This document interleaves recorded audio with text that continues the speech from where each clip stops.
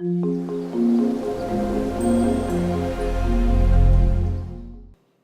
everyone, this is Professor Robert Solis. Welcome to this next video lesson.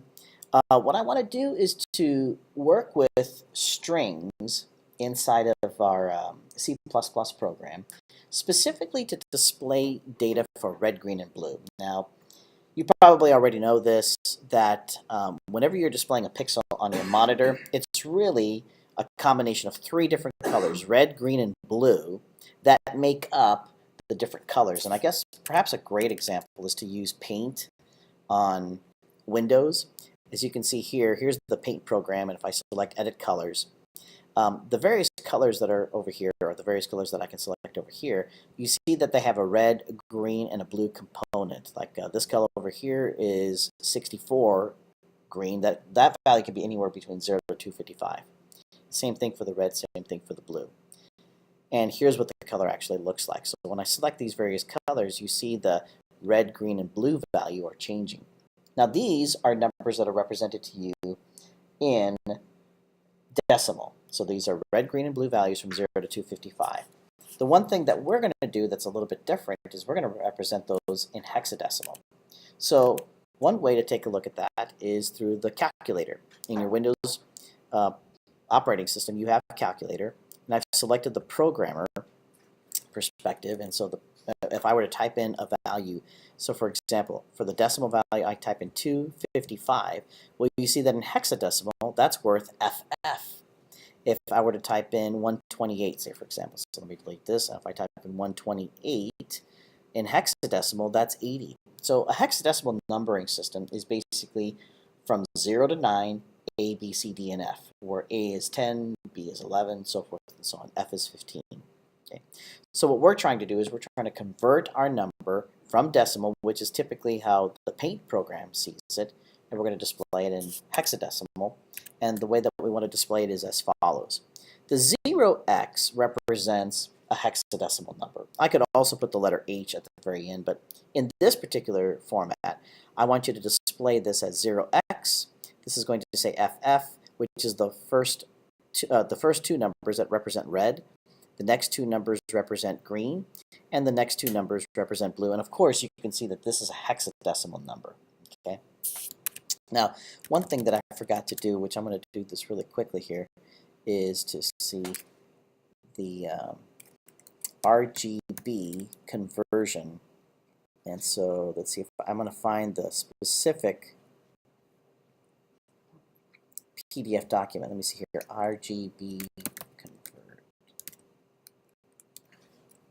And let's see if I can find that really fast here. Ah, here it is.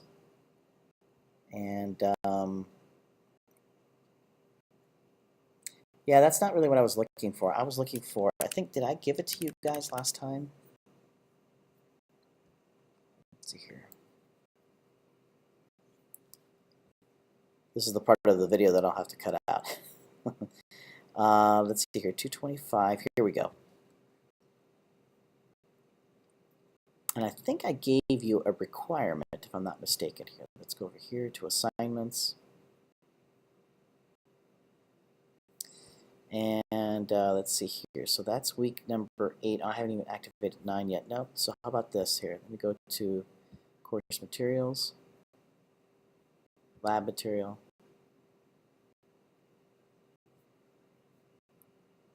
And let's see here, repetition. Here it is. And here's the requirement. Okay, good. So I did give you, or I didn't give you, I did create this sheet to indicate what it is that you have to do. When you're creating decimal number, when you have decimal numbers and you want to represent them as hexadecimal numbers, the decimal numbering system contains numbers from 0 to 9. The binary numbering system just has 0 and 1. Hexadecimal has 0 through F, A being 10, F being 15. You're going to enter numbers in decimal. You're going to display them as hexadecimal. And then here's another sample run, as you can see over here. So the trick that you're going to use in terms of conversion is you're going to first convert from hexadecimal to binary. Now, when you're converting from hexadecimal to binary, Each one of these numbers, that is a hexadecimal number, can be represented with a 4-bit binary number. So what I do over here is I type in the numeric system, or the numeric positions, 1, 2, 4, and 8. Let me just remind you here, if I had something like 123, if I wrote 1, 2, 3, actually let's just use this, the 255. You know that this is the ones position, you know that's the tens, and then the hundreds position. So I could put a little tiny 1 over here, a tiny 10 over here, and a tiny 100 over here. And then you would say it's 5 ones, 5 tens, and 2 hundreds. That's exactly what's happening over here. Here are the numeric positions, 1, 2, 4, and 8. And those represent the positions for binary. So F, as you can see over here, is 15. Well, if F is 15, which of these switches need to be turned on? They all have to be. Because 8 plus 2 is 10, plus 4 is 14, plus 1 is 15. So this switch, this one, they all have to be activated in order to get 15. Now how about for the 3? All right, for the 3, once again, I write the 4 bits, and they each have a weight to them, or a value to them. Which one of these switches need to be turned on, and which ones need to be left off to get the 3? Well, obviously, the 2 plus the 1, those switches need to be on. These two need to be off. Okay. Now I'm using the word switch. Technically speaking, these are bits, right? And these bits, some of them are activated, some of them are not. All right, so it looks like 3F is really the same thing as 1, 1, 1, 1, 1, 1 in binary. Now, what we're going to do is we're going to convert from binary to decimal. So I take those 6 ones and I write them down, but this time what I'm going to do is to write down the numeric system, or the numeric positions for each one of these as if it was one continuous binary number. So here's the 1, 2, 4, 8. After 8, double that is 16. After 16, double that is 32. I'm not going to put 64 down because there's no switch to consider. So now, for this, all I have to do is add the 32 plus the 16 plus the 8 plus the 4 plus the 2 and plus the 1, and that will be the conversion from binary to decimal. And I could also go the other way around. I could go from decimal to binary and then from binary to hexadecimal. So this is just a quick example here of how you would convert these numbers. Now I want to do something like that with my C++ program. So what I'm going to do is I'm going to switch over here to C++, and let me close this. I'll close Paint, close the programmer, and let's go ahead and begin a C++ program. So I'm going to click on File, New, Project, and this will be a C++ program. Of course, this is going to be a Win32 application. I'm going to double click over here. I'll say this is my CS225 class, and what we're doing is we're creating an RGB decimal to hex program. This really has to do with strings. So what I'm going to do is I'm going to preface this with the word strings, put a hyphen here, and then we get rid of that space. So this is really under the topic of working with strings and using them to display this RGB to hexadecimal value. All right, so I'm going to click OK, and of course we want an empty project. Under the Solution Explorer, I'm going to go to Source Files, right-click, Add a new item, and of course we're going to add a C++ program.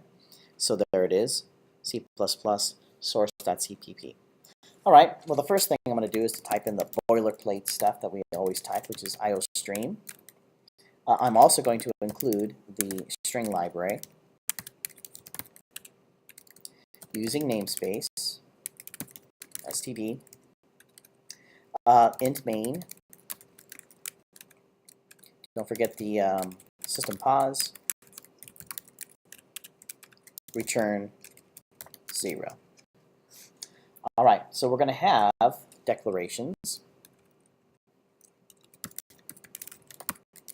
We're going to get the user input. We're going to perform a calculation, or maybe several calculations. And then, of course, we're going to generate an output. All right. Well, let's utilize what we have already in our tools, which is to create functions, to do the work of conversion. So what I'm going to do is this. I'm going to create a function called convert decimal to hexadecimal. Now, I've got to give you a decimal parameter, and you will return to me a string which represents a hexadecimal value. So, for example, if I send 15, I get back F.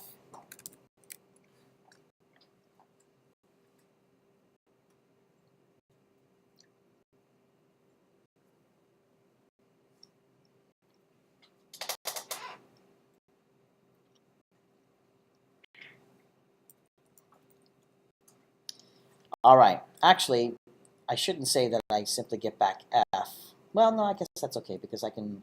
All that this thing is basically supposed to do is just send a single hexadecimal value, which in this case would be F. If I sent 10, I would get back A.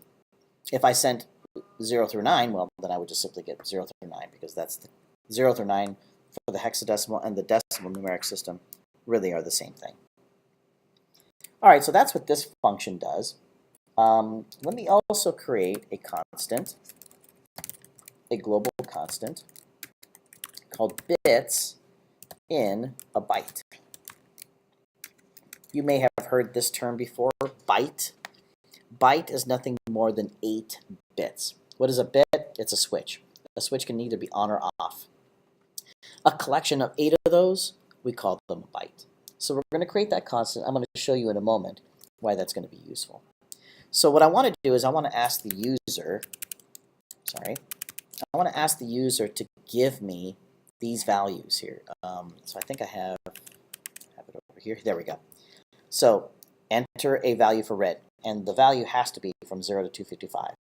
Enter a value for green, enter a value for blue, and then we return what that hexadecimal value is. Okay, that's what we're trying to do. All right, so if that's the case, then I'm going to say, let's go ahead and create an R decimal value, which is for red. Let's create a green decimal value. Let's create a blue decimal value because that's RGB. Let's also create a hexadecimal value as well. So our hexadecimal, that's red hexadecimal. Let's also create a green hexadecimal value and also a blue hexadecimal value. Now, you know, right, that a hexadecimal value is supposed to be a letter. For example, if this were 15, well, we know that 15 is going to be represented as a hexadecimal value, which is F. But for the time being, I'm treating this as an integer, 15, and then later on, I'll say, well, that 15 is really F, or that 10 is really A, or that 11 is really B, so forth and so on. So I'm going to hold its integer value in this, only later on to be converted into its hexadecimal value. Okay, so now in terms of get the user input, let's do exactly what I have over here. Enter a decimal value for red, green, and blue. Okay, so we'll say cout, enter a decimal value for red. And we will put that into our decimal. I'm going to copy and paste, oops, misspelling here. I'm going to copy and paste this. Copy. Sorry, I didn't need to do that. And paste and paste. Enter a decimal value for green. And so that'll go into G decimal value, which is the green decimal value. And then I'll do the same thing for blue. And that'll go into B decimal value, which is the blue decimal value based on the user entry. All right, then what I'm going to do is to perform a calculation. And so for the calculation, I'll just simply say this, cout endl statement, so that means go to the beginning of the next line, and we'll say something like this. Okay, the hexadecimal, so hexadecimal value is 0x. We know that that means That's like the symbol for you're about to display a hexadecimal number. Now, we are not done. I'm going to stop right here. I need to add to this. I need to call that function that I created over here. I need to create this function, so when I call it and give it a number, it's going to give me the hexadecimal number. For red, a separate one for green, and a separate one for blue. So from here, I'm going to stop, and let's create the function. So I'm going to go over here and copy all this with exception to the semicolon. So I copy this, I go all the way to the bottom of my program, enter, enter, paste, and then put in open and close curly braces. So this is our function definition. Sorry about the noise there. Okay, so this is my function definition. Well, what am I supposed to do over here? I'm supposed to receive a decimal number, and then I'm supposed to convert that. So in terms of declarations, I'm going to create a string, and this is called the binary string. And it's nothing at first. So for example, a binary string would look like this, right? So 1, 1, 1, 1, 1, 1, 0, 0, say for example, right? So it's a number with a bunch of ones and zeros. That's what a binary string is. I'm also going to create another string called the hex string. Again, I'll set that to nothing at first.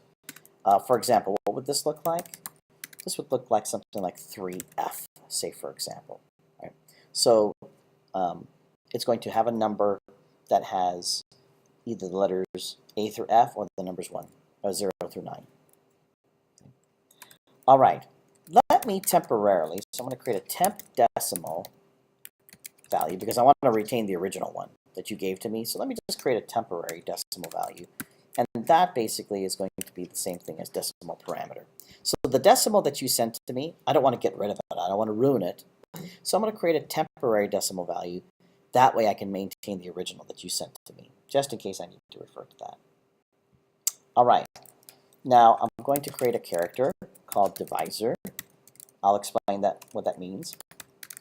And then I'm going to create a variable called integer string. So in other words, whatever the string is, what is the integer value of that? I'm going to create a variable called length of binary string. And then I'm going to create multiplier.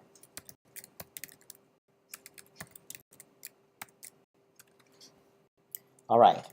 So these are the variables that I'm going to create because the idea is to do what we did before over here in this process, where actually it's over here, where I am converting numbers from decimal to binary to hexadecimal. I could always go the other way around as well. This is from hex to binary, binary to decimal. But we're going to be doing stuff like this. When I asked you which one of these switches should be on to add up to F, which is 15, you were really doing this. What's 1 times 8? Plus 1 times 4. Plus 1 times 2. Plus 1 times 1. Now, what is 0 times anything? Well, that's 0. So 0 times 8 is 0. Plus 0 times 4, that's 0. Plus 1 times 2, that's 2. Plus 1 times 1, that's 1, which 2 plus 1 is 3. Right? So really, you know what these guys are acting as? Multipliers. Right? And that's why I have a variable over here called multiplier, because that's going to be the 0 or the 1 that will multiply against that numeric position that I just shared with you. Okay, so I'm going to try to be as thorough as I can with my notes so that you can see what the main idea is. And so the main idea of this chunk of code is to first convert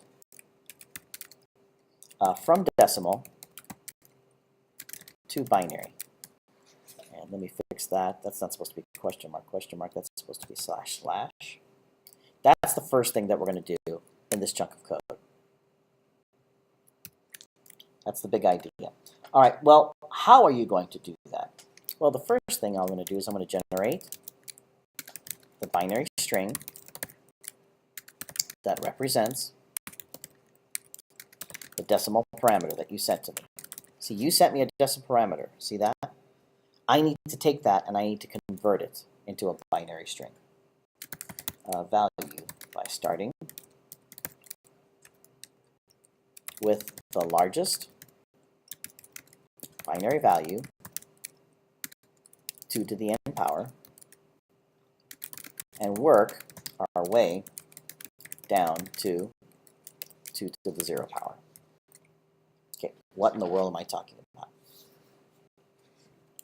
So let me go back over here to my graphic program here and show you what I'm talking about. There's something really interesting about this 2 to the n power. So what is 2 to the 0 power? Well, that's 1. No big deal. What is 2 to the 1 power? That's 2. What is 2? I'm sorry. 2 to the 2nd power? That's 4. What is 2 to the 3rd power? 2 times 2 times 2, that's 8. Do you see the pattern of these numbers? 1, 2, 4, 8. Well, you know what the next one's going to be. What is it going to be? 16. And of course, 16 is 2 to the 4th power. That's going to be 16. The next number is going to be 32 and 64. Well, you know that those numbers are basically represented from the 2 to the something power. Okay? So that's cool. Now, I know how to generate these numbers. What is the numeric position for that first number? Well, it's 2 to the 0, which is 1. What is the numeric position for the next number? Well, that's 2 to the 1, which is 2. So if I had a bunch of switches, right? If I had like 1, 0, 0, I call them switches, but I told you, of course, that these are bits, right? 1 times 2 to the 0 plus 1 times 2 to the 1. I'm going to skip that because it's 0. I'm going to skip that because it's 0. 1 times 2 to the 4th, which is 16. I add all those up, and I get the number, right? So this is the technique that we're going to use. This is the idea that I'm talking about over here.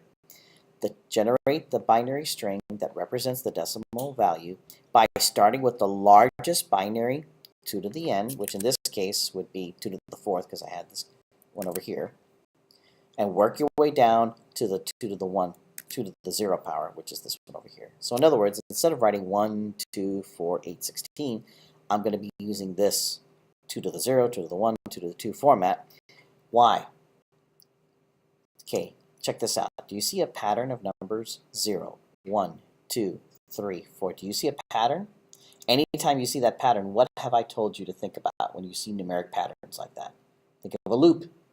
So I can let the counter be 0, then let the counter be 1, then let the counter be 2, then let the counter be 3, then let the counter be 4. So I see that, and I think, perfect. I can use a looping structure.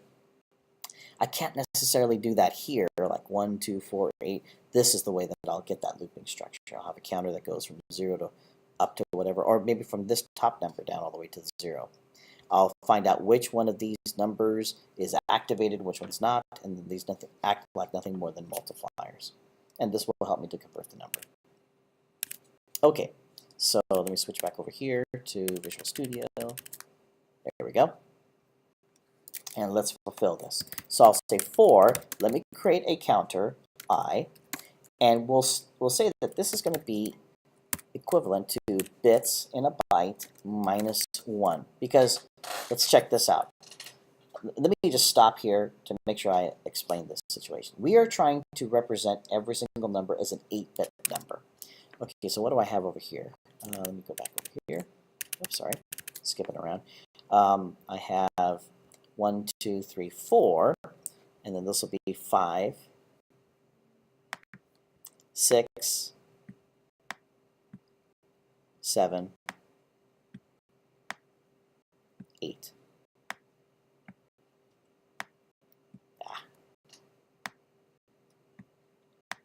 The lowest number is 0. What's the highest number? 7. Do you agree that's the same thing as, as however many bits in a byte, which is 8, minus 1 is 7. So now you know how I got the 7. I'm going to go from 7 to 6, 5, 4, 3, 2, 1, 0, all the way down. All right, as long as I is greater than or equal to 0, and then we're going to decrement, because we're starting off with the maximum value, and then we're working our way down. So how do I do that? Well, remember, this is 2 to the n, so we'll say 2 to the 7th, and then multiply whatever the number is, then 2 to the 6, and 2 to the 5, and 2 to the 4, so forth and so on. Well, the way that I can get that is I'll say this. If pow, which you remember that's that mathematical function where you have a base and an exponent, if 2 to the I power is less than or equal to the temporary decimal value, if that's the case. Okay, so first of all, let's say that I'm working with a number, let me see here, that would be 32, 64, 128. So let's say that I'm working with 129. Okay, if I'm working with 129, so first of all, what is 2 to the 7th? Well, let's see here. This is 2 to the 4th, which is 16. That's 32. That's 2 to the 6th, which is 64. This is 2 to the 7th, which is 128. All right, so I have, do it with one finger, 128, 128. All right, 2 to the 7th is 128. If I have 129, what I'm asking is 2 to the 7th, because that's what this is at first, is 2 to the 7th, which is 128, less than 129. Let's say that that's the number I gave you. If that's true, so what we're going to do is we're going to say the binary string is going to be whatever the old value of the binary string is, and I'm going to concatenate that with a 1. Now, I've got to get ready for the next value. So how do I do that? Well, if the number in consideration is 129, then I would activate this switch, and by the way, none of these other switches are activated yet. Delete those. I would activate that switch, and then I would say, what is 128 minus, or 129 rather, minus 128? And of course, that would be 1. Okay. Should I turn on the 64 switch? No. Should I turn on the 32 switch? Because I have 1 left over, by the way. No. No. No. No. No. Should I turn on the 1 switch? Yes, because that's what I've got left over, so I'll turn that one on. And then 1 minus 1 is 0, so that's it. So what is 129 in binary? 1, 0, 0, 0, 0, 0, 0, 1. That's what we're trying to do. So back over here. What I'll do is I'll say, okay, here's that 129 value. Click over here. Temp decimal value. Let's pretend it's 129. We'll take that 129 and subtract from it power 2 to the I power, which in this case was 128, because 2 to the 7th power is 128. Okay. Now we're getting ready for the next iteration to see if we can continue to subtract from that. Now, that's the if statement. If this 2 to the 7th power is not less than or equal to this temporary decimal value that I gave to you, well, then I'll say the binary string is going to be the old binary string, and we're going to concatenate a 0 to it. So what I'm doing, really, is to try to generate this series of numbers, the 1s and the 0s, starting from here and working my way down. Okay? So that's what this for statement does. It's going to generate the binary string. So it may be that, okay, so like for example, decimal 129 is the same thing, 1 and then 2, 3, 4, 5, 6, 7, 8 in binary. This would be this if the temporary decimal value is 129. So this binary string would end up being something like this. It's the 1s and the 0s that I need. Okay? All right. So that's that section of the code. What do we do next? Well, the second thing to do, so this is a big deal here. So I'm going to make a note here. The second, convert binary to hexadecimal. That's the second thing to do.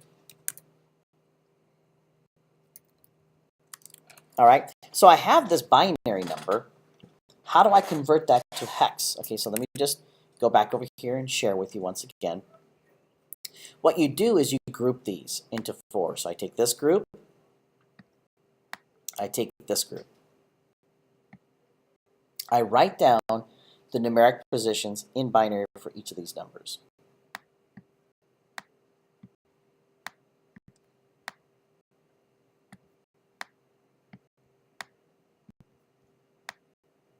Same thing over here. 1, 2, 4. I should have put 2 over here. And 8. All right. And then I ask which one of these switches are on, which of them are off. Well, the 8 switch is on, and that's it. So this would be 8. Over here, the 1 switch is on, and so that's just 1. So this is a hexadecimal number. That's how I convert from binary to hexadecimal. I group 4, and then I convert them.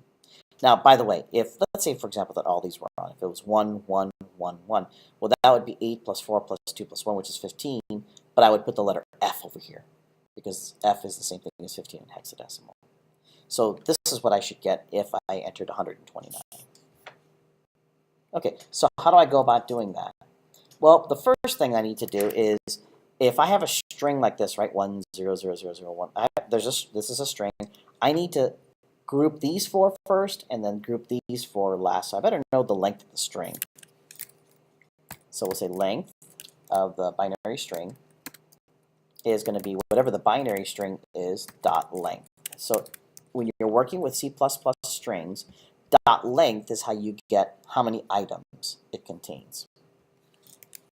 Let me initialize the hexadecimal number.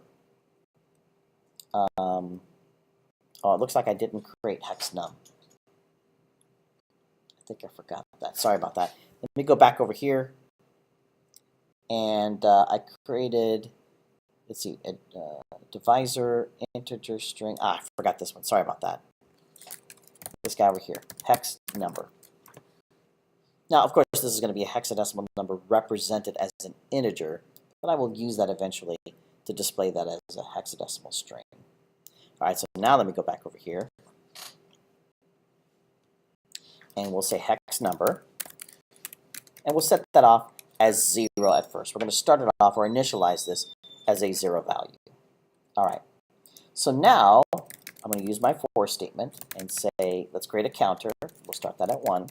As long as that counter is less than or equal to the length of the binary string, and we're going to I++. So this starts off at 1, right? And then, because that's this value over here, right, we start off at 1, then 2, then 4, then 8, so forth and so on. All right, so what we'll do is let me treat these guys over here. Let me treat these as divisors, like 1 times 1, 1 times 2, 1 times 4, 1, or 0 times 4, 0 times 8. I want to treat those as divisors. So over here, I'll say divisor is going to be binary string. Let's get the length of the string minus I. All right, let's think about this for a second. You know that the length of the string is 8. 8 minus 1 is 7. What is the position of this particular integer or this particular string at position 7? So for example, if I have this, I have 1, 0, 0, 0, 0, 0, 0, 1, say for example. Okay, so you know that this is at position 7. Or actually, I'm sorry, this is at position 0, 1, 2, 3, 4, 5, 6, 7. Those are the indices. This 1 is located at position 0. This 1 is located at position 7. What I'm doing here is I'm saying, what is the length of the string? We know that it's 8, right? 1, 2, 3, 4, 5, 6, 7, 8.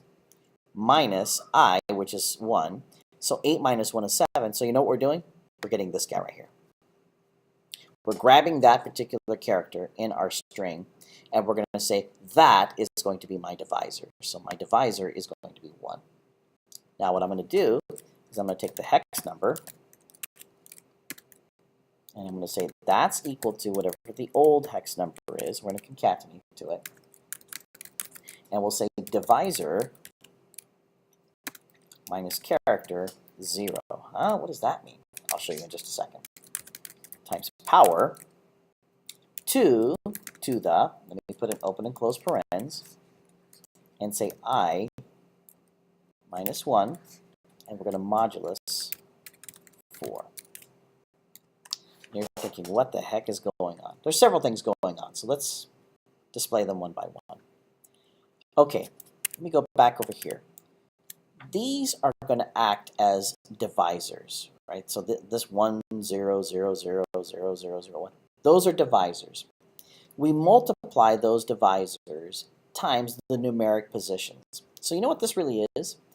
What is 0 times 8 plus 0 times 4 plus 0 times 2 plus 1 times 1?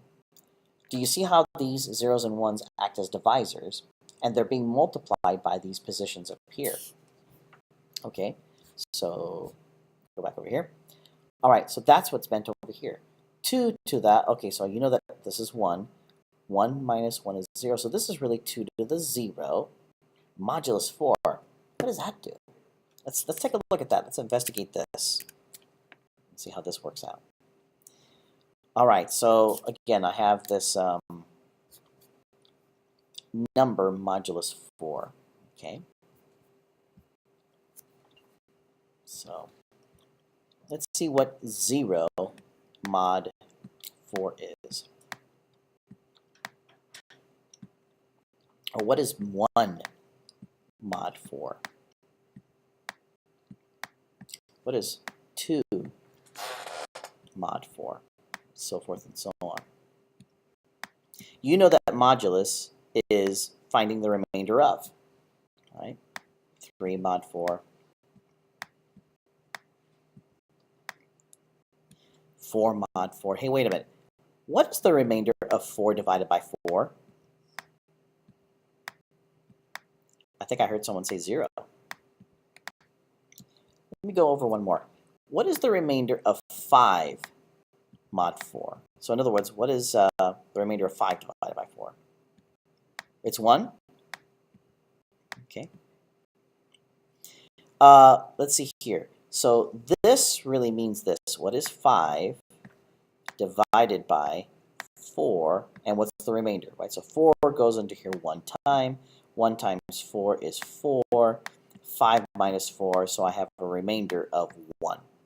So that's why 5 mod 4 is 1, because there's a remainder of 1, right? Okay, pretty simple. All right, 4 mod 4, well, what is the remainder of 4 divided by 4? That's 0. Okay, that's pretty easy. How about this guy, 3 mod 4? This is really saying, what is 3 divided by 4? And we're not interested in a decimal number or a real number. We're interested in an integer. So how many times does this go into 3? 0 times. It doesn't go into there. Right? 0 times 4 is 0. So what is the remainder? 3. Do you see that? Okay. How about 2 mod 4? What is the remainder? 2. Let me prove it to you. What is 2 divided by 4? How many times can 4 go into 2? None. 0 times 4, that's 0. So that means that the remainder is 2. All right, let's see here. 3 mod 4 is 3. 2 mod 4 is 2. 1 mod 4 is, and 0 mod 4 is, notice this, 0, 1, 2, 3. 0, 1, what do you think 6 mod 4 is going to be? 0, 1, 2. And then 7 mod 4 is going to be 3. And then 8 mod is going to be 0. So in other words, you see the pattern? 0, 1, 2, 3, 0, 1, 2, 3, 0, 1, 2, 3. So when you do this modulus, you're limiting your range of values. What this does is it says, I'm going to give you values from 0 up to but not including 4. So if this 0, 1, 2, 3, 4, 5, 6, 7, 8, 9, 10, 11, 12, 100, 1,000, a million, billion, you are going to see this pattern. 0, 1, 2, 3, 4, 0, 1, 2, 3, 4, 0, 1, 2, 3, 4. That's all you are going to see when you mod this with 4. Isn't that cool? So that's why I use that trick over here. this is going to give me a number 0, 1, 2, 3, 4. And I want that so that I can get 2 to the 0, 2 to the 1, 2 to the 3, 2 to the 4. Okay, so that's what this section does. It gives me the 2 to the 0, 2 to the 1, 2 to the 2, 2 to the 3. What about this? Okay, you'll notice that the divisor is a character. Why do I do that? Because what I'm trying to do is I'm trying to multiply a number times this. This is going to be my divisor. Well, in this case, your divisor is either going to be 0 or 1, right? All right, if it is 1, 1 minus, okay, that's a character, right? That's a character 0. So you know what this thing does? It goes to the ASCII character table. And what is the number for 0? It looks like it's 48. That's the decimal equivalent of this particular character. You think that when you are pressing 0 on your key, that you're actually pressing 0? No. That 0 on your keyboard is really 48. Right? That's decimal 48. So we'll take that number. Oh, look at this. The 1 that you have on your keyboard, that's 49. What is 49 minus 48? The value 1. And that's exactly what we're doing over here. The divisor. Let's say that this divisor, whatever it happens to be, okay, it's 1. 1 minus, well, first of all, that divisor is being subtracted by a character, so what it does is it says, oh, you were trying to subtract a character, so instead of a 1, I'll treat this as a 49. If this is a 1, I'll treat it as a 49. That character 0 is really 48, so this is 49 minus 48. So in other words, this is just a C++ trick. It's a C++ trick so that if this character is a 1 or if this character is a 0, how do I convert that? Right? Because remember, right, this is right here, this divisor is a character. So how do I convert a character to a number? This is how you do it. When you subtract 0, what it's really doing is this. This is being treated as a 49, if it's the number 1. This is being treated as a 48. Then 49 minus 48, that becomes 1. Okay. So in other words, I'm just simply using a trick in C++ to convert a character number 0 or a character number 1 to a numeric value, 0 or 1. Then I can use that to multiply times this. So that's my divisor. And then my hex number, that just simply is going to be concatenated with the old value, because remember what this guy is over here, hex number is going to be the addition of these. Okay, so now finally I can get into my if statement. If whatever that counter value is, mod 4, if that's equal to 0, then what am I going to do? Okay. You give me the number 0, 1, 2, blah, blah, blah, blah, blah, all the way to 9. Okay. You give me one of those numbers, then what do I need to return? Okay, well, I need to return, I'm sorry, I just need to return a number. What I'm asking is if you give me, like, say, for example, 10, then I need to return A.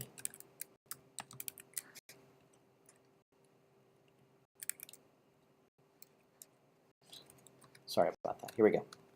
If that number is 10, I need to give you A. If that number is 11, then I need to give you B, and so forth and so on. I need to make sure that I give you back the hexadecimal number of a decimal number. 10 is A. 11 is B in hex. So that's what I'm going to be doing in this section. So if the hexadecimal number is less than or equal to 9,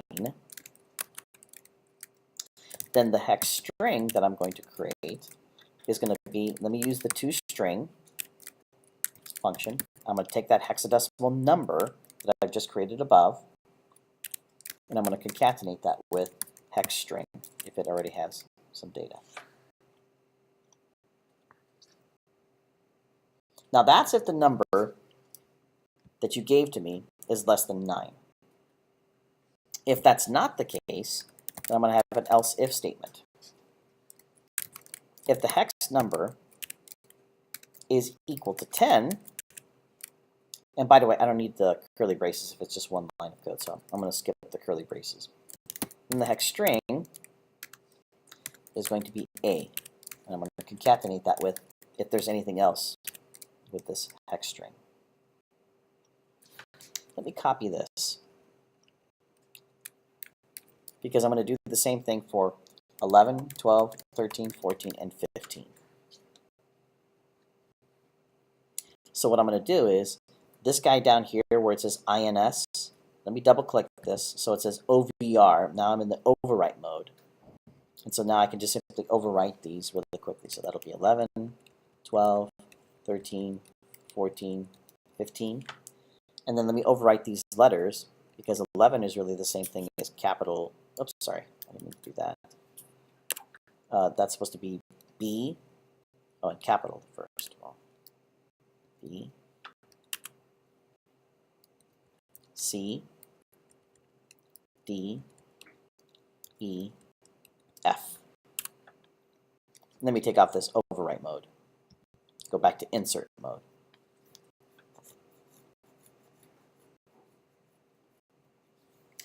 All right. So, in other words, I'm just taking the number, I'm converting it to its appropriate hexadecimal number. Now, I got to get ready for the next 4 digits, because what I've done is I've taken, let's see back over here, I've taken these first 4 digits and have converted them. Now I need to do the same thing for the next 4 digits. So what I'm going to do is hit enter a couple times and say that the hex number, let me reset this to 0. This is going to reset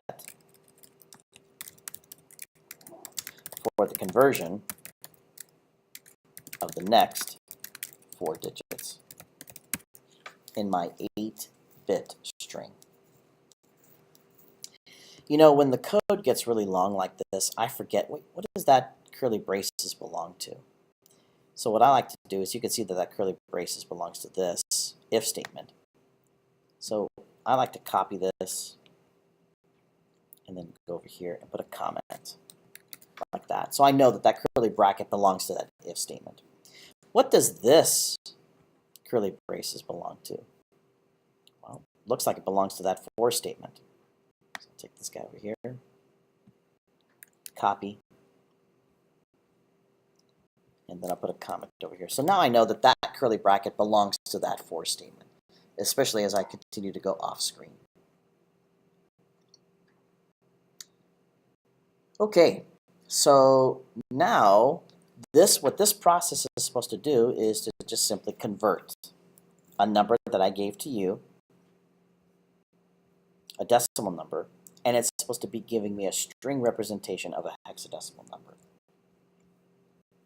So when I'm done, after the for statement, return hex string,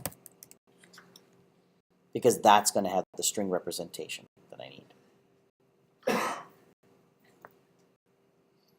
All right, now that we have finished our function, I can go back to my main program and use this function and just send it a number, a decimal number, and it's going to come back as a hexadecimal number. So I'm going to go back over here to my main program. Here it is. So you'll recall that we already typed hexadecimal value, so we start off with that 0x. Now I'm also going to concatenate something else. Or not concatenate, I'm going to send out something else. I'm going to call convert decimal to hexadecimal, and I'm going to send you the R decimal value. And then I'm going to call convert decimal value, and I'm going to send you the green value, because RGB, red, green. And then I'm going to send out blue. So R convert, and then the blue decimal value. And we'll do an end else statement. Maybe it's easier to see it like this. White space doesn't matter. So when I press enter, oops, sorry, I didn't mean to do that. White space is ignored in C++. So I can do it like this. So you can see this is not going to be outputting 4 different lines. It's going to output 1 line, but you can see it a little bit better when you're separating it like this.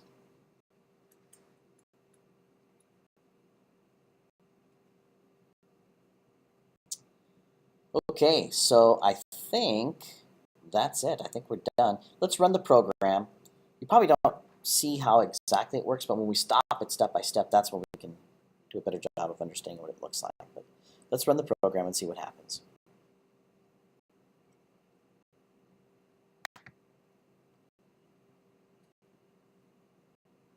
All right, enter a decimal value for red. So you know that 255 is FF. So let's see here, 255, 255, 255, enter. So it says 0x, FF, FF, FF. The first 2 Fs are for the red, for the green, next one's for the blue. Okay. Let's run it again. And 128 is the halfway point. So if I open up my calculator, and if I enter a decimal value of 128, hexadecimal, that's 80. So let's see what happens. We should see 808080. So 128, 128, 128. Sure enough, 808080. Perfect. So our program works. Let's stop it now so we can at least understand one of these conversion processes of how this thing works. So what I'll do is I'll stop the program right here. I'll enter my values. Let me just do the 255, 255, 255. All right, so we are about to execute the cout statement, but notice that the execution of this cout statement really is 3 function calls. So we're going to do this one first. So I'm going to execute step into. Here we go. Here's the decimal value. See the 255? This was the 255 of that first value for red. All right, so let's see what happens. So first of all, I'm going to create a binary string. It's going to be blank. I'm going to create a hex string. It's going to be blank. Let me take that original value and which is over here, 255, and I'm going to put it over here for the temporary decimal value. And then I have all these other characters, or all these other variables. Now remember, what we're trying to do over here is to generate the binary string such that it represents the decimal value. All right, so let's see here. That's 7, or this is 8. 8 minus 1 is 7, so we're going to go over here. So what is the power of 2 to the 7th power? That should be 128. Is it 128 less than or equal to 255? Yes, it is. So that means that our binary string now, as you can see here, is going to have the 1. The temporary decimal value now is going to be the 255 minus the 128, so we get ready for the next value. So what is that going to be? That's going to be 127. All right. So I go back to my for loop. And now I is 6, before it was 7. All right, if 2 to the 6th power is less than 127, which it is, so watch what happens to my binary string. The binary string currently is 1. Now you can see it's 1, 1. And so then I got to get rid of the 127 minus 2 to the 6th power. So that means now that my temporary value is 63. And I keep on doing this, and watch what happens. As I keep on doing this, notice that the binary string is increasing. So this is 1, 1, 1, 1 now. And we do this for every single bit in the binary string. So let me just run the program to here, right-click, run to cursor. And now you'll notice the binary string is what? 1, 1, 1, 1, 1, 1, 1, 1. Well, that first set of 1s, that's 1 plus 2 plus 4 plus 8. That's F.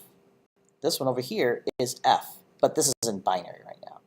So what I need to do now is to convert this binary 1, 1, 1, 1 into a hexadecimal number. How many numbers do I have in here? So it looks like the size is 8. So that's why this guy over here is 8. I'm going to zero out the hexadecimal number, and then I'll start adding to it. All right? So that's what this for statement does. So we're going to go into the for statement, and my divisor is going to be the first 1. Then I take that hexadecimal number, which is 0. I'm going to add to that. Okay, remember the divisor, which is a character, Right? So let me go back and remind you. The divisor is a character. I was able to grab that digit within here. I'm going to grab that digit right there, right? Because this is 8 minus 1 is 7.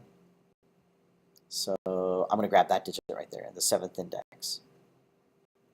And I need to convert that to a number. So that's the C++ shortcut. Take that character minus the 0 character. This is going to come out to either 0 or 1 based on the divisor. And then I'm going to multiply that times 2 to the, in this case, 0 power. So what is my hexadecimal number so far? It's 1. If, okay, I'm sorry, go back over here. The divisor hexadecimal number now is 3. What's the hexadecimal number now? Now it's 7. What's the hexadecimal number now? Now it's 15. Watch this. So from here, 15 mod 4. All right. So from here, I go into this if statement. The hexadecimal number is 15. Is that less than or equal to 9? No, it's not. Is 15 equal to 10? No. How about 11, 12, 13, 14? Nope. How about 15? Yes. 15, hexadecimal number is 15, which is equal to 15. So what am I going to do? I'm going to take the current hex string, which is blank, and I'm going to concatenate that with an F. So after this statement, you can see over here that the hex string is now F. All right, now that's the first 4-bit numbers. Now I got to get ready for the next 4-bit numbers. So what I'm going to do is I'm going to reset this guy to 0, and I'm going to do the whole process all over again for the next 4 digits, the next 4 bits, that is. All right, so I just took care of them. Let me just show you what I'm talking about. I just took care of these 4 bits.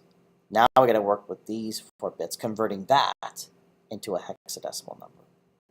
So it does the same process again. 2, 3, and 4. The hexadecimal number is 15. Well, we know that 15 is F, and so that's why this thing goes all the way down over here. All these if statements are false. This one's true. 15 is equal to 15. So in other words, we take that current hexadecimal string, which is an F, and we add another F to it. So that's why you see FF. And then over here, we're going to return. So let me just continue from here. And that's why you see that first FF for the 255. We do the same thing for green and for blue. Okay. So this is a little bit more of a complex program in that you're trying to convert from decimal to hexadecimal, but you have a function here that takes care of that for you. And we are using this idea, like I have over here. You are using this idea of 2 to the n power, which I think I have up here. Right? So 2 to the n power, and you have 8 bits. So this bit over here is 2 to the 7, 2 to the 6, 2 to the 5. Okay, that's going to eventually yield certain integers or certain binary numbers, which we're calling them switches. Those switches have numeric value. This one has a 1 value, 2 value, 4 value, 8 value. Which one of them are on? Which one of them are off? And then by adding them up, that gives me a hexadecimal number. This gives me the hexadecimal number. I combine these two, and that's not 81. This is 81 hex. And I can display that for a particular entry by the user up here. And they give me from 0 to 255. And then I can display the red, green, and the blue numbers. Both of them have 2 digits with the 0x prefix. That's how you convert from decimal to hexadecimal. So this is Professor Robert Solis. I hope this video lesson has been helpful. Have a good day. See you next time.